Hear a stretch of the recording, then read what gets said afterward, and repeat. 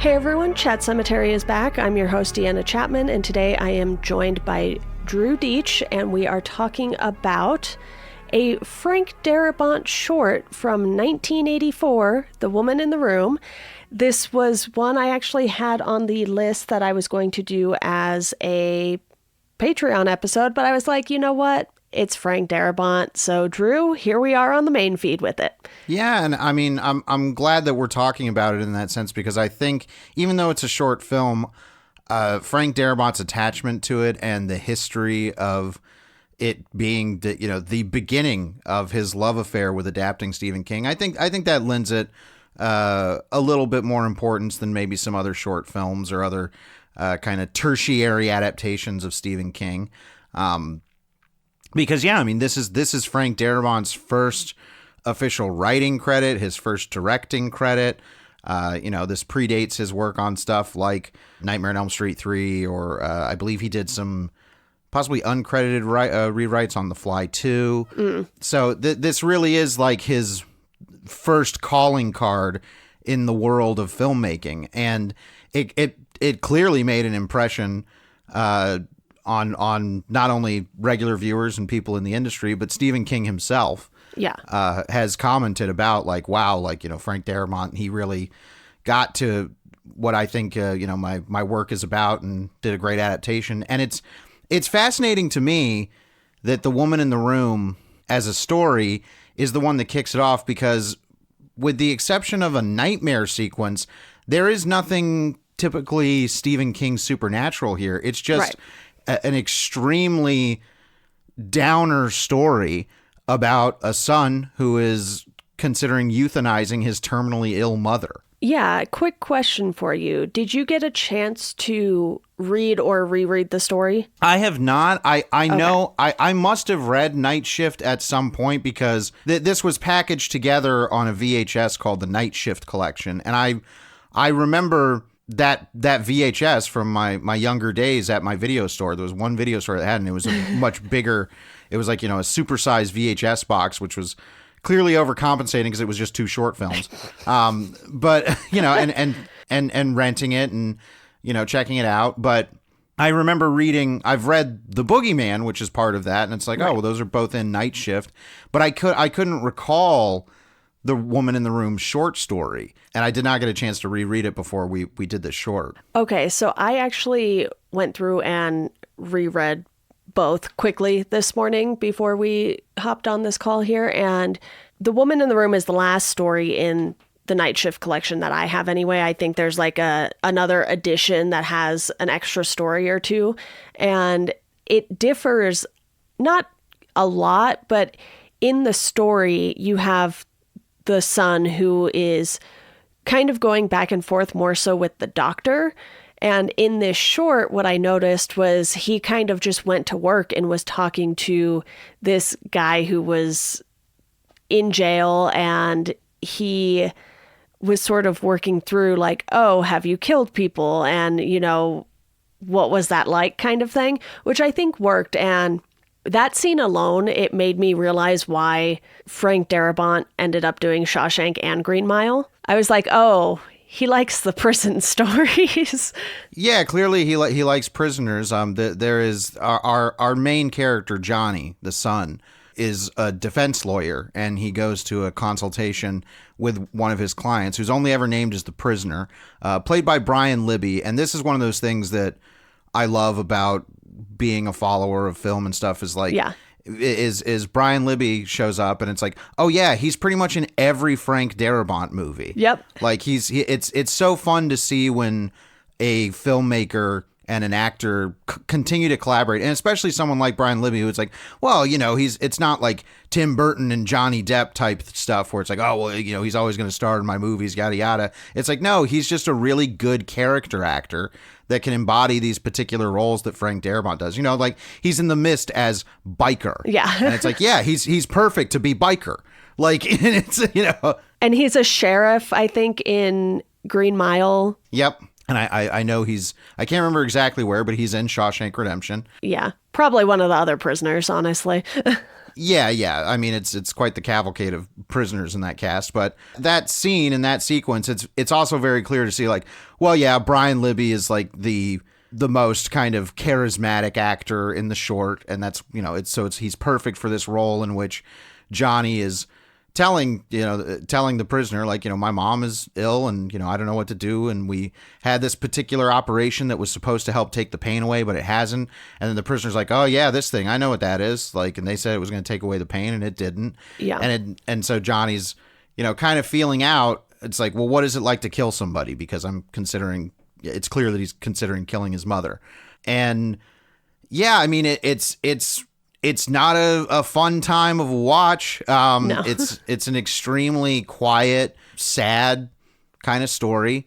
But within that, I think the strengths that come out are primarily Darabont's, and that's in the writing and the direction. Yeah, I thought this one was definitely well shot for being what it is. It's this short film, Dollar Baby, and because these were in the early to mid 80s, really, these first few Stephen King shorts, the quality of the videos we were watching were not all that fantastic, because I actually put it on the TV. I didn't just watch it at my computer.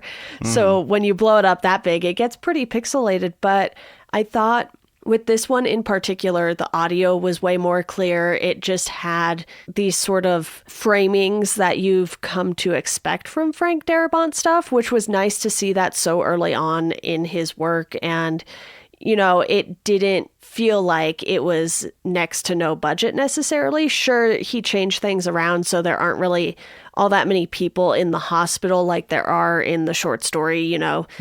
Typically when you're in a hospital, someone's going to be walking in the hallway. Oh yeah, there's plenty of people going to and fro in a hospital. Yeah, you could see that they kind of made it even smaller than the story in a sense, and they only had a few locations where they were shooting stuff. And I think for me, it kind of brought up this question of, is Darabont my favorite director who has done multiple King adaptations? Because I feel like at this point right now, it's very close between him and Mike Flanagan. Okay, yeah, totally fair. I mean, he's one of the few that has repeatedly done Stephen King. Like he is openly like, I love Stephen King stuff. I mean, I don't know if it's still the case, but he was the one who was sitting on the rights for The Long Walk forever. He may still retain the rights to that. He's been wanting to make that for, I want to say, like over 10 years. Yeah.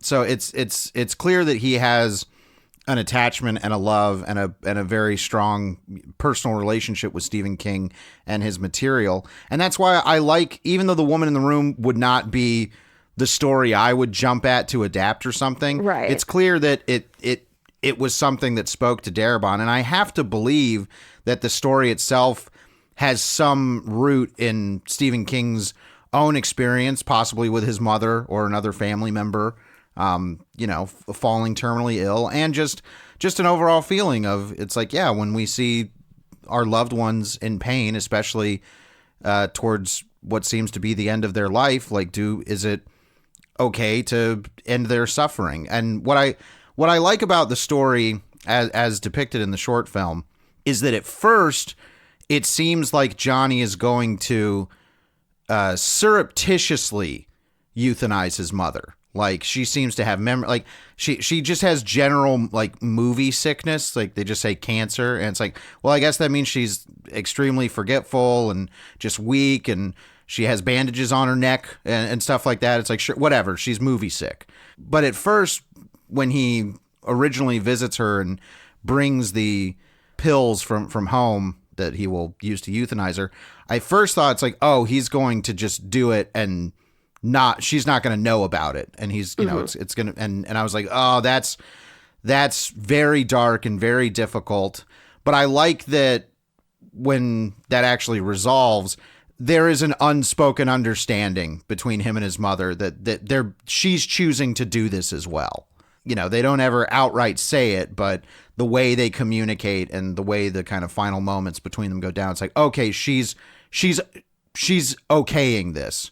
Mm-hmm. It's still very sad and difficult, but at least I was like, okay, he didn't he didn't murder his mother, like, because if you do it without her consent, that's murder. But the fact that they have this exchange very clearly, that they're both willing to do this, I think it's the right thing for the story. It's the right thing for the characters. Yeah, and I would say Frank Darabont, it's very clear why the next project he got, probably off the back of this, was like a TV horror movie called Buried Alive. Because I look at this and it's like, yeah, this looks like a decent episode of some television show of the time. It's got enough strong direction, primarily, at least the most showy directions, kind of primarily in the nightmare sequence. My favorite shot actually was a shot where it was a tracking shot where we see all the pills spilled out on a table in the empty bottle, and the camera starts just zooming, dollying into the inside of the bottle. It's like, oh yeah, this is like, it's pure visual information, like, and creates some level of tension because we understand what this symbolizes and everything. But the nightmare sequence is where he goes kind of all out. There's some Sam Raimi Evil Dead-esque camera moves in that. The one thing I'll say is, when I saw this when I was very young, I remember that nightmare sequence being very creepy. This time, I think it's fine, but it's I don't think they execute the big jump scare of it properly enough. Yeah. In which there is this figure in a wheelchair all bound up, and you can't see who it is, and he's afraid of it, but once he's in the elevator with it and unmasks it, it's his mom, and he's actually happy. Like, he's like, oh, mom, and goes and hugs her, and then the camera whips around and sees this very spooky, corpse face. And I felt like the camera move and the amount of time that we saw the face didn't help the jump scare. Like, it was like, that wasn't executed quite enough, but it's got that rough student filmy feel, even though I don't think this was technically a student film, but it basically is. I didn't think the differences from the story made a huge difference, because the son was still sort of grappling with the same thing. He wanted his mom to just sort of go peacefully and on her own terms and not be in pain, which is something that a lot of people who have been in that situation can probably relate to. And oh, sure. That is, I think, part of what drew Frank Darabont to certain stories, like you were saying, because when you look at this, Shawshank, Green Mile, and a little less so The Mist, because that definitely has some more supernatural stuff going on in it. I mean, Green Mile does too, obviously, but at the core, Shawshank and Green Mile are very grounded stories. And you could say the same for The Mist in a sense too, since you have this whole little half a town stuck in this grocery store together, and you really get to, how people interact with each other. But it seems like Frank Darabont definitely has a type of King story he likes to adapt, and he hasn't done a ton outside of the King adaptations, like you said, Buried Alive, and he did some movie with Jim Carrey and I think another short, and that's kind of all he's directed. So it's not like he had some huge, massive career necessarily. Not to say that the other three King adaptations aren't massive. They're some of my personal favorites. And, it's just one of those things where he was like, yeah, I'm going to do these things I like, and that's kind of it, and that's fine by me.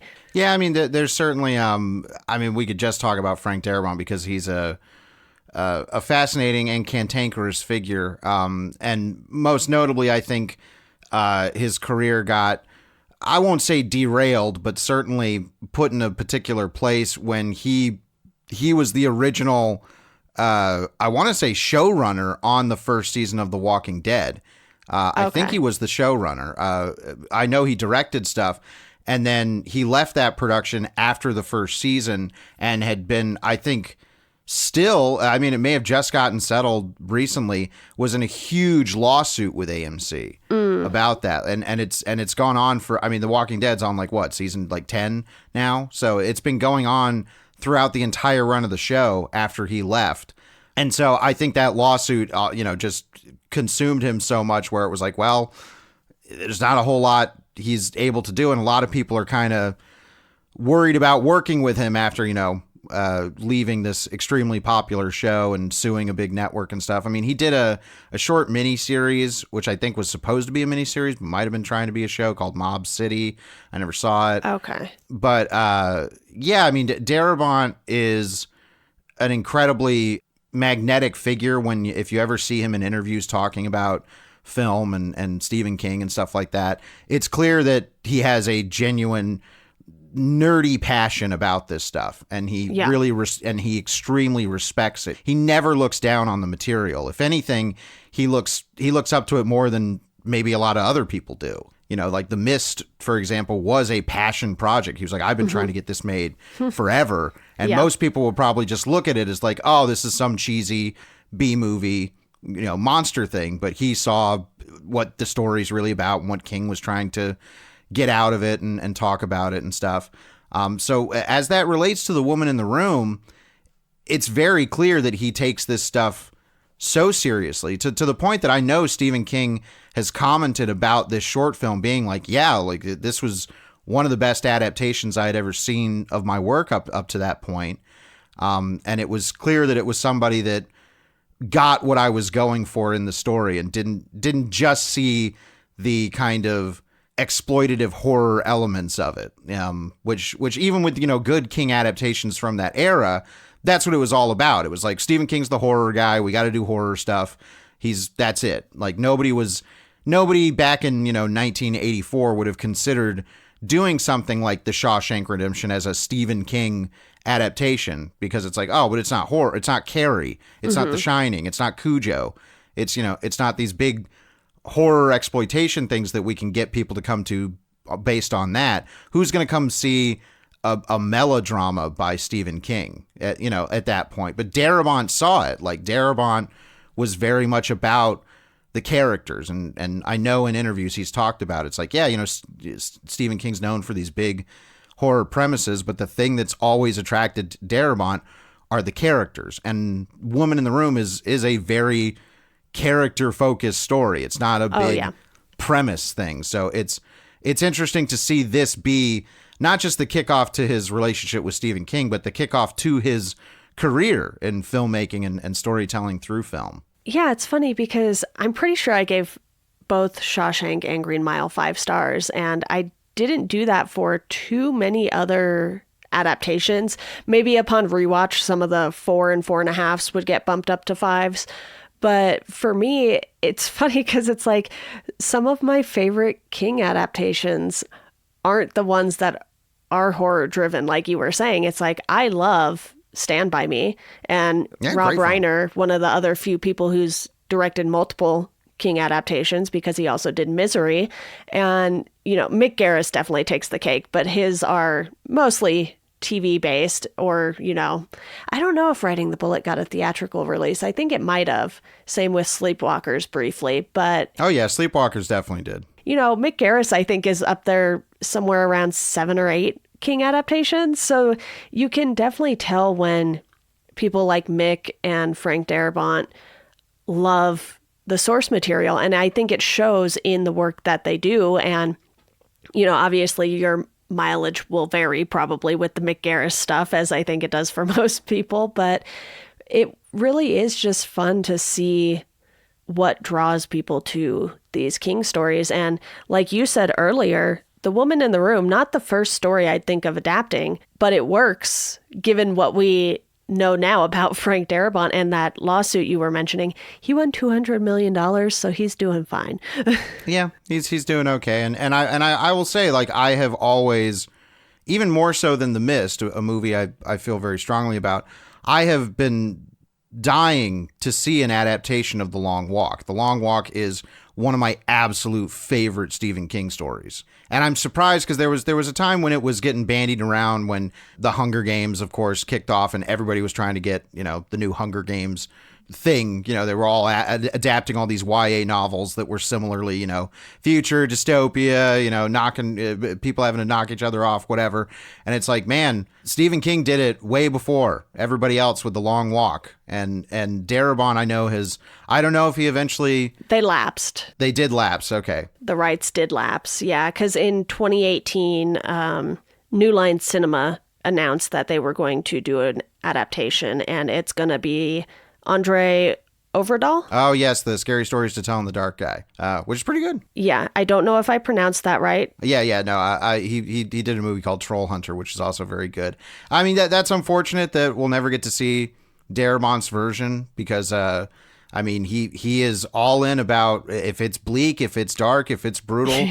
I'm not going to shy away from that stuff. That's the purpose of the material, and I think that's 100% reflected in The Woman in the Room. Like it's not a violent story or anything, but it's like it's emotionally brutal. Like those final moments with Johnny feeding his mother the pills, and she's saying like, I think I'm going to go to sleep now. It's like, man, this is rough. This is hard stuff, and it's not Stephen King boo stuff. It's like, no, this is just really difficult emotional stuff, and I have to believe that Stephen King and Frank Darabont both kind of locked in on the same wavelength about the story and about the very simple but like you said, pretty universal feeling that's at the core of it is like, if a loved one of yours was suffering, would you end their life? And it's like, ooh, it's tough question. It's a question that kind of nobody ever wants to have to answer, but a lot of people may have to at some point. And The Woman in the Room, I think, effectively navigates that. I think performance-wise, this is really, it's a 3-person show essentially. And I think the lead guy who does Johnny is okay. He's not bad, but I mean, Brian Libby just like, acts circles around everybody in his one scene. And he's appeared in other stuff too. Like I think he was in Air Force One and some other pretty massive movies. So I'm certain he's going to be one of those, that guy actors. Like you'll see him like, oh, it's that guy. I know I've seen him in some other, bit part in something. He's kind of like Matt Frewer showing up and stuff, Tom Noonan, Exactly. And then Dee Croxton, who plays the mother, who I mean is literally just credited as mother. I think the limited amount that she is given, she's never pretty much seen outside of a hospital bed. I think she does quite a good job, particularly with the ending. I think she nails the emotional heft of the ending really well and makes that emotional beat stick. And it's definitely, I would say, if you have any kind of attachment or you look up to some of the Stephen King movies that Frank Darabont's done, like Shawshank and Green Mile or The Mist, I would say you should watch this. Like it's a genuine curiosity in terms of like, oh, it's really interesting to see where this particular person started off, and his career as far as a writer would go into these arenas of like Nightmare on Elm Street 3 and The Fly 2, which were, much more kind of over the top gonzo horror things. But he really started with something that was grounded and character focused and emotionally resonant. And I think that carried through all of his Stephen King adaptations. Oh, absolutely. So, I think since this is pretty easily available on YouTube, and I will link to the one that you and I watched that I had in the spreadsheet and everything.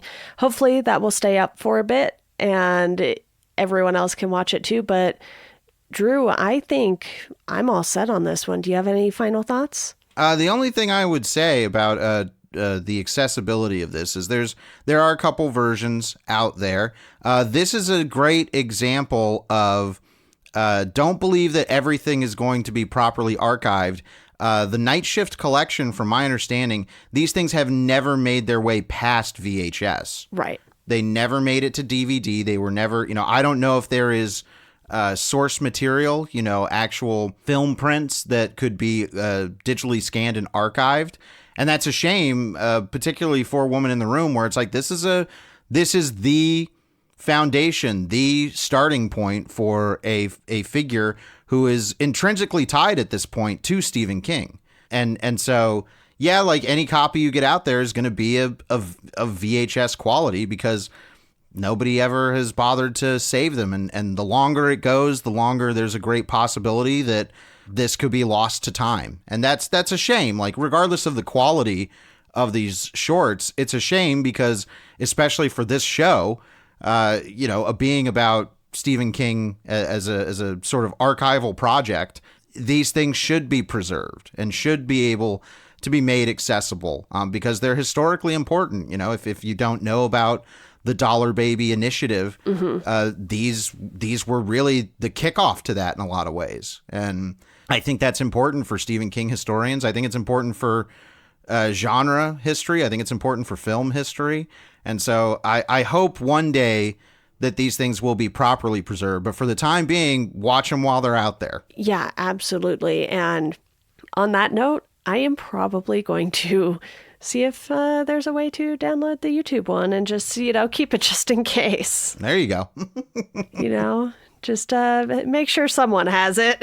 Absolutely. Yeah, it's important. Like I say, I'm big about archiving and preservation with this stuff. And it was disappointing to see that these have never gotten off of VHS. And it's like, there's a good possibility the longer it goes that's the only way anybody will ever be able to see them. Yeah.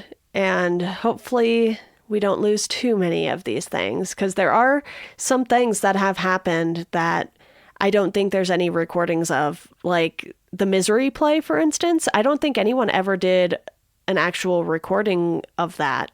So that's just kind of lost to anyone who didn't get to go see it in person.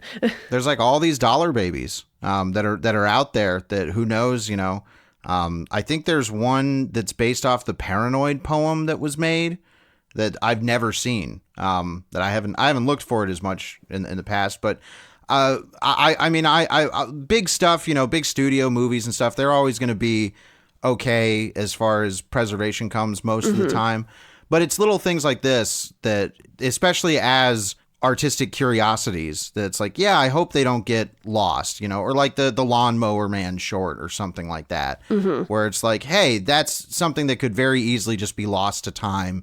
And I think it would be a bummer, again, regardless of the quality. It's just like, yeah, but it's good to have these things as an archive for Stephen King fans to be able to go back and look and see how these, especially as somebody who is very enamored and supportive of low budget filmmaking and independent low budget filmmaking. I always like seeing how those kinds of filmmakers make an adaptation with, extremely limited resources and time and stuff like that.